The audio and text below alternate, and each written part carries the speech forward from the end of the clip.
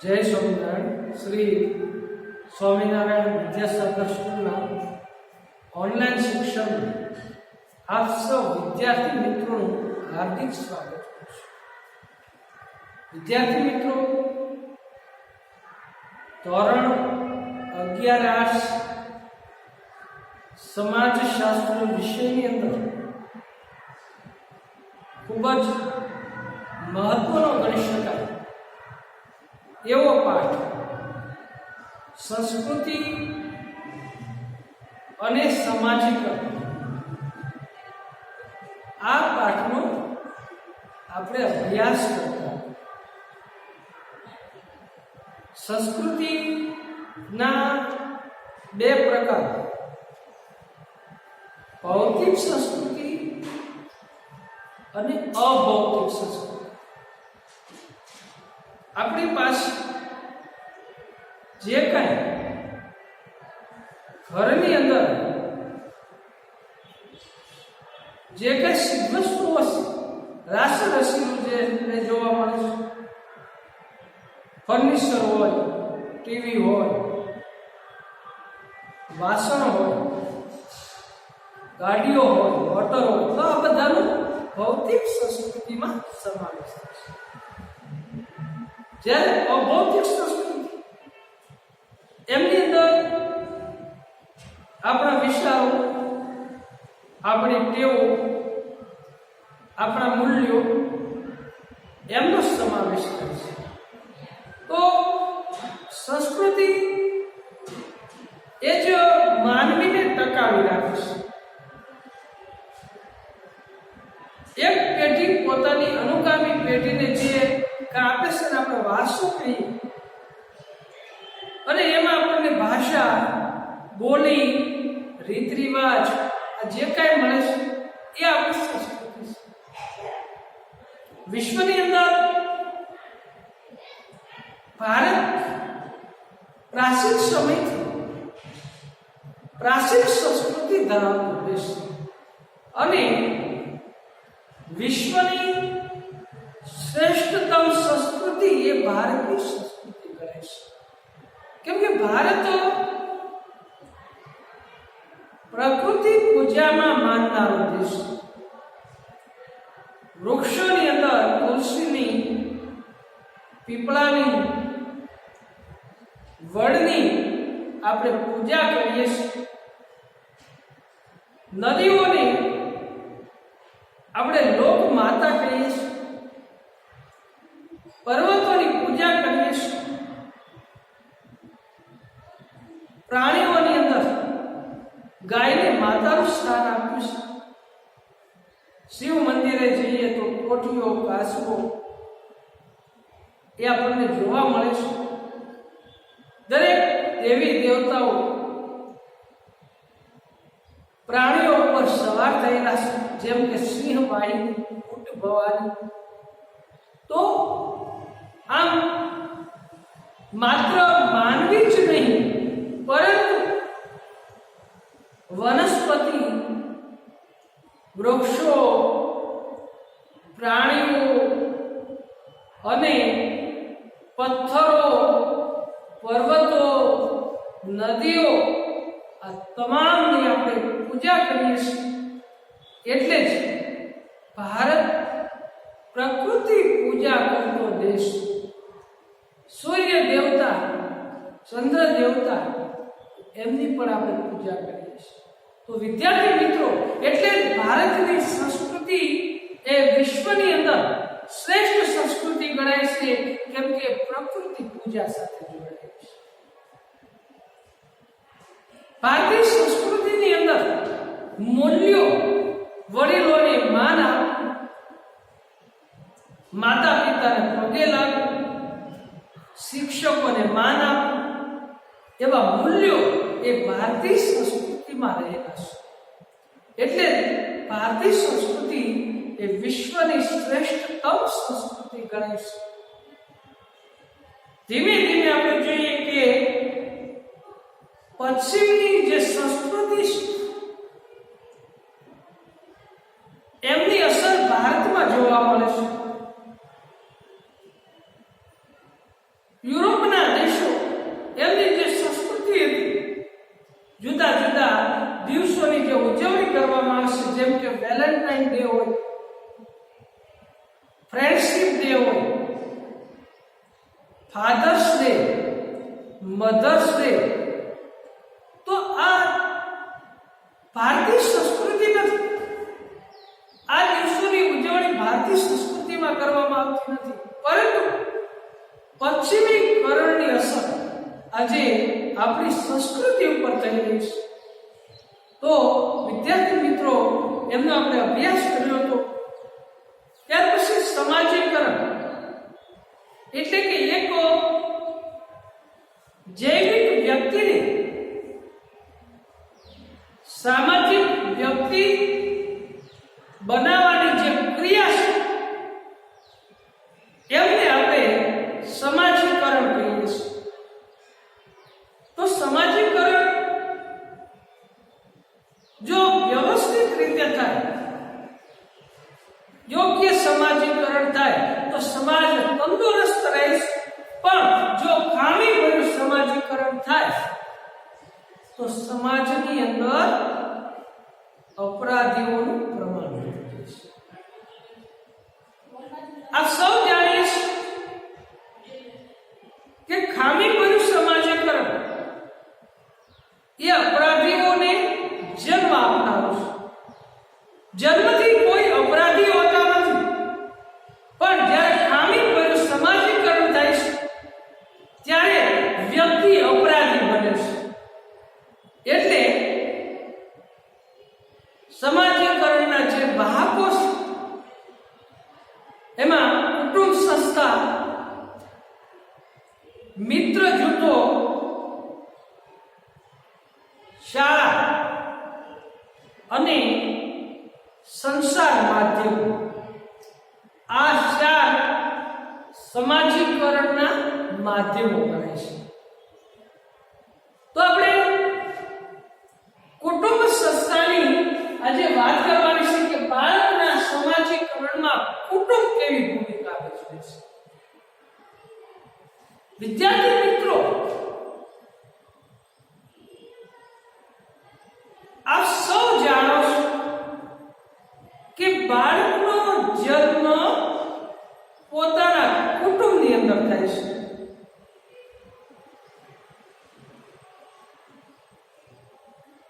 જ્યારે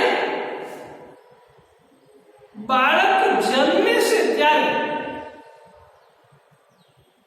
શૂન્ય અવકાશમાં હશે, કશી જ ખબર હોતી નથી. શું સારું, શું નશું, ખરાબ અને સારું એમ કશી ખબર હોતી નથી. શૂન્ય અવકાશમાં હોય છે. ધીમે ધીમે ધીમે એ બાળક મોટું થાય છે.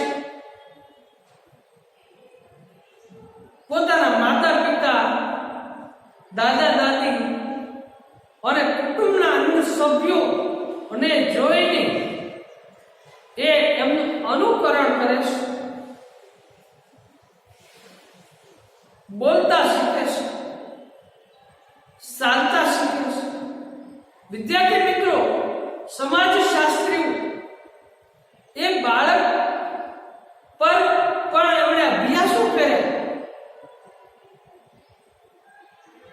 કાસ્પર હાઉજર નામના બાળક જન્મતાની સાથે જ એક અંધારી કોટડીમાં રાખી દેવામાં આવ્યું. બાળક ઉપર એમણે સંશોધન કર્યું કે જો બાળકને કુટુંબની સાથે રાખવા દેવામાં ના આવે, કુટુંબથી અલગ રાખવામાં આવે, તો કેવી હાલત થાય. એટલે કાસ્પર હાઉજર ઉપર એમણે પ્રયોગ કર્યો કે એને જન્મતાની સાથે એક અંધારી કોટડીમાં રાખી દેવામાં આવે. ત્યાં કોઈ પણ પ્રકારનો અવાજ આવતો ન, માત્ર ને માત્ર ટાઈમસર એમને ખોરાક આપવામાં આવે. એમના ઉપર સતત 12 વર્ષ સુધી આ પ્રયોગ કરવામાં આવ્યો. અને 12 વર્ષે જ્યારે એમને અંધારી કોટડીમાંથી બહાર કાઢ્યું, તો એ પ્રકાશને જોઈને ડરવા લાગ્યો. ડર લાગ્યો, બીક લાગી એને. ચાલતા આવડતું નહોતું. પ્રાણીની જેમ એ 7 પગે ચાલતો.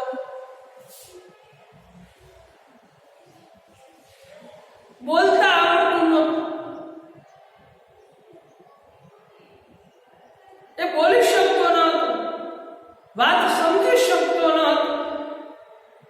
ત્યારે સમાજશાસ્ત્રીઓએ નોંધ્યું કે જો બાળકનું સમાજીકરણ કરવામાં ન આવે તો એ સામાજિક માનવી બની શકતો નથી. એટલા માટે બાળકનું સમાજીકરણ કરવું જરૂરી છે. અમલા કમલા નામની 2 બાળકીઓ પર પણ સમાજશાસ્ત્રીઓએ અભ્યાસ કર્યો. એને વરુ બચ્ચાની સાથે રહેવા દીધી તો વરુનું બચ્ચું જેવું વર્તન કરતું હતું એવું વર્તન તે કરતી હતી. ત્યારે પણ સમાજશાસ્ત્રીએ નોંધ્યું કે બાળકનું સમાજીકરણ જો કરવામાં ના આવે તો બાળક એક નાગરિક બની શકતો નથી, એક સામાજિક વ્યક્તિ બની શકતો નથી.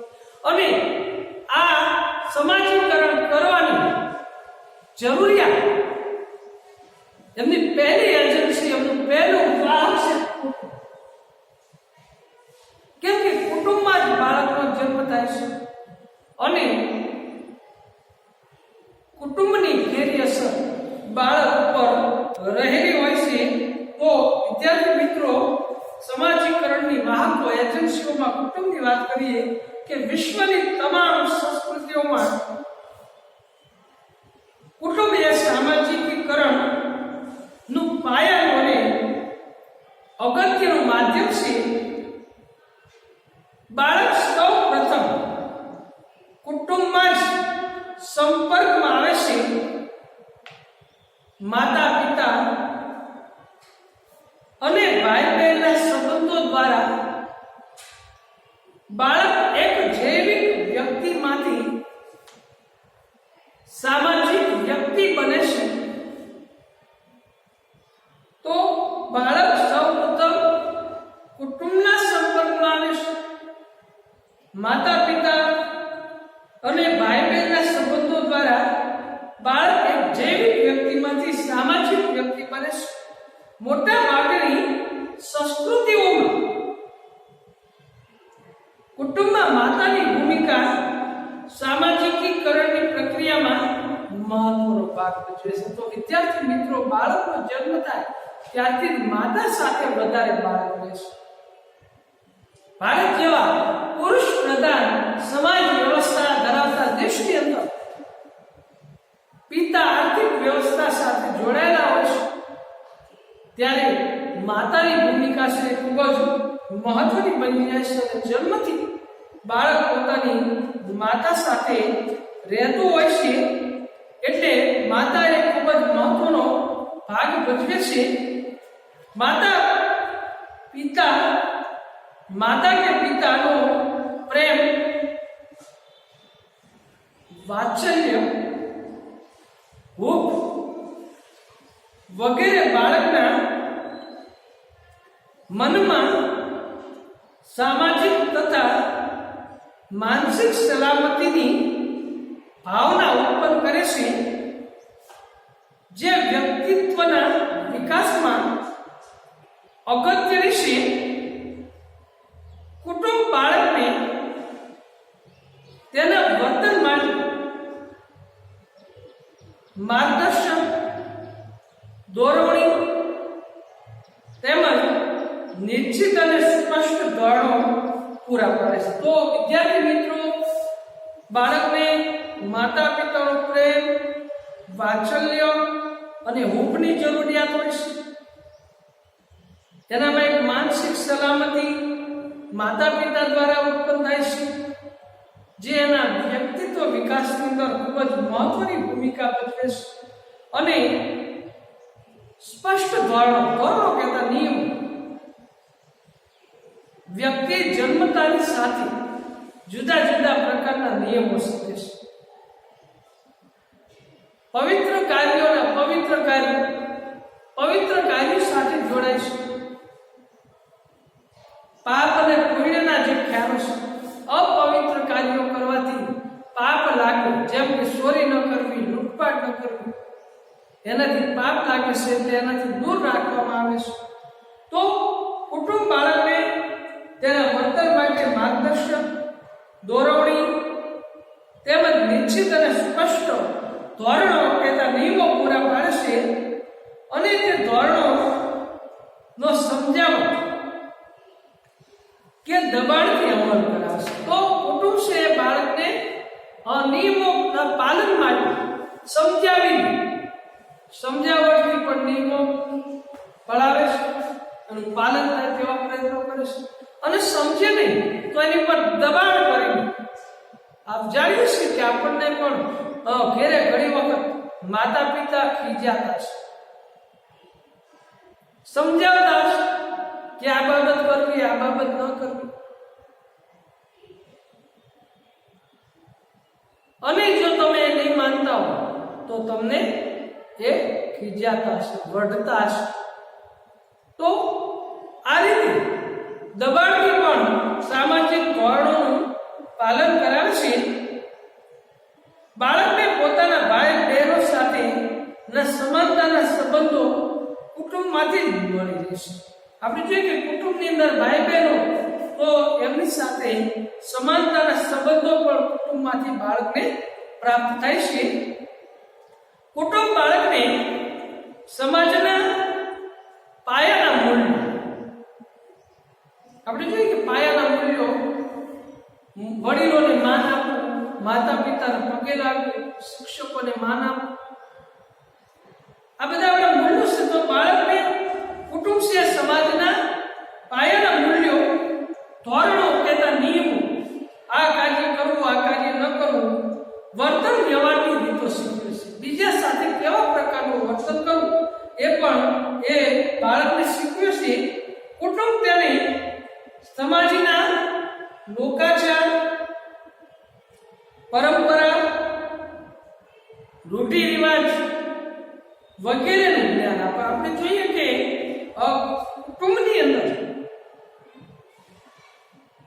લોકાચાર, પરંપરા, રૂઢિઓ હોય, રિવાજો હોય અને રિવાજો પ્રમાણે વર્તન કરવું પડે એ કુટુંબની અંદર શીખવવામાં આવે છે. કુટુંબ તેને સમાજના લોકાચાર, પરંપરા, રૂઢિ રિવાજ વગેરેનું જ્ઞાન આપે છે. આમ કુટુંબ બાળકને સાંસ્કૃતિક વારસાની સૌથી આવશ્યક અને મહત્વની બધી જ બાબતો સામાજિકીકરણ દ્વારા શીખવે છે. તો વિદ્યાર્થી મિત્રો, આપ પણ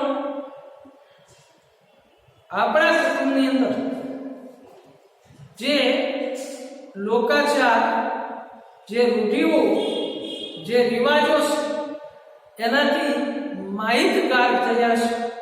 કેમ કે આપણને પણ આપણા કુટુંબની અંદર આ બધી જ માહિતી આપવામાં આવે છે અને સમાજીકરણ દ્વારા આ બધું આપણે શીખીએ છીએ. કુટુંબ બાળકને સાંસ્કૃતિક વારસાની સૌથી આવશ્યક અને મહત્વની બધી જ બાબતો સમાજીકરણ દ્વારા શીખવે છે. આધુનિક સમયમાં ઘરની બહાર કામ કરવા જતી માતાઓ પર બાળકના સર્વાંગી વિકાસની અનેકવિધ જવાબદારી વધી જાય છે. તો વિદ્યાર્થી મિત્રો, આજનો યુગ એ આધુનિક યુગ છે. આજે માત્ર પુરુષ કમાય એવું નથી, સ્ત્રી અને પુરુષ બંને કામ ઉપર જાય છે, બંને નોકરી કરે છે, બંને વ્યવસાય સાથે જોડાયેલા છે. ત્યારે આજે માતાએ બેવડી ભૂમિકા ભજવવાની છે. એક બાજુ બાળકનું સમાજીકરણ કરવાનું છે, જ્યારે બીજી બાજુ એમણે કામ પણ કરવાનું છે, વ્યવસાયમાં પણ જોડાવાનું છે, આર્થિક કમાઈ પણ કરવાની છે. એટલે એમની ઉપર સર્વાંગી વિકાસની અનેકવિધ જવાબદારીઓ વધી જાય છે. કુટુંબની સંસ્કૃતિ અને આર્થિક સ્થિતિ સામાજિકીકરણની પ્રક્રિયામાં અસર કરે છે. દાખલા તરીકે રૂઢિચુસ્ત કુટુંબમાં ઉછરેલા બાળકો તથા ઉદારમતવાદી કુટુંબના ઉછરેલા બાળકોમાં તફાવત જોવા મળશે. રૂઢિચુસ્ત એટલે કે જૂની પ્રણાલીઓને જે વળગી રહે છે, પોતાની રૂઢિને જાળવી રાખે છે. ઘણી બધી આપણે ભારત જેવા દેશની અંદર જ્ઞાતિગત પોશાક હોય છે, તો એ પોતાની જ્ઞાતિનો જ પોશાક એ પહેરવાનો એમને બાળકોને કહે છે, તો એ રૂઢિચુસ્ત છે, એ પરિવર્તન નો વિરોધ કરનારા છે. તો આવા રૂઢિચુસ્ત બાળકો અને ઉદારમતવાદી એટલે કે સુરક્ષા આપવા વાળા કુટુંબ, એ બંનેના બાળકોના ઉછેરમાં તફાવત જોવા મળે છે. તો વિદ્યાર્થી મિત્રો, આ સમાજીકરણનું પહેલી એજન્સી અથવા પહેલું વાહક કુટુંબ એ સમાજીકરણમાં ખૂબ જ મહત્વની અને પાયાની ભૂમિકા ભજવે છે. કુટુંબમાં થયેલું ખામી ભર્યું સમાજીકરણ બાળકને અપરાધી વૃત્તિ તરફ લઈ જાય છે. એટલા માટે 3 માર્કની અંદર સમાજીકરણની એજન્સીઓમાં કુટુંબ સંસ્થા એ ખૂબ જ મહત્વનો, પરીક્ષાની અંદર આ ખૂબ મહત્વનો પ્રશ્ન છે. અને સાથે સાથે આપણા જીવનની અંદર પણ જે સમાજીકરણ થાય છે એને ઉતારવાનું છે. તો ગૃહ કાર્યની અંદર કુટુંબ વિશે નોંધ લવજો. બીજું માધ્યમ છે મિત્ર જૂથ. કુટુંબ પછી મિત્ર સમૂહ આવે છે. ઘણી બધી એવી વાતો હોય છે કે જે આપણે માતા પિતા કે શિક્ષકોને એ વાત કરી શકતા નથી. આવી બધી વાતો આપણે આપણા મિત્ર વર્તુળને કહેતા હોઈએ છીએ. અને